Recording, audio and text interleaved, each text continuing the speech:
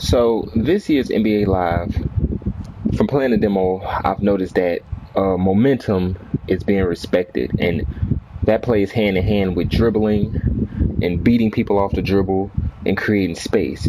And I think, in my opinion, that's absolutely amazing.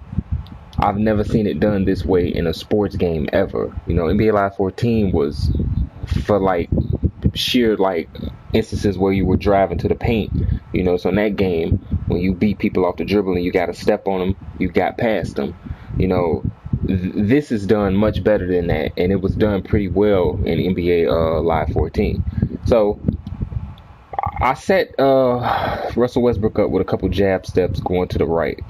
So I hit him with a jab step here, kind of like anticipating the drive. He's trying to anticipate the drive. So I go ahead and accelerate to the right, and he cuts me off, and I recognize that he cuts me off, so I go ahead and trigger a step back. Now his momentum is carrying him in the opposite direction, right? Because he's trying to cut off James Harden's driving lane to the right to the rim. I recognize that, and I step back, and I was able to create space right there. So now I get a free jump shot.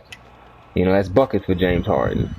Absolutely, like, amazing. That type of gameplay mechanic, and that type of I guess rock paper scissors system, if you want to call it that. That's absolutely amazing to me, and that's the first step.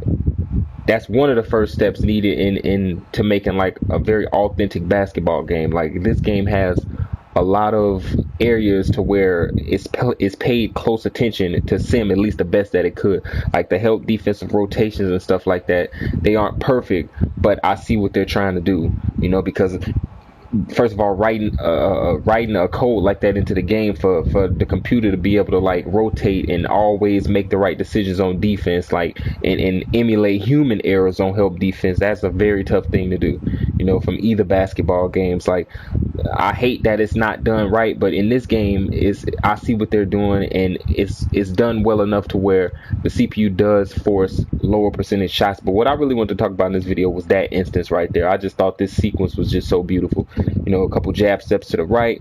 I set him up for the drive. Recognize he's on a back foot because he's trying to cut off this drive to the rim. Trigger a step back, create the space that I want to, and that's bucket. All right, peace.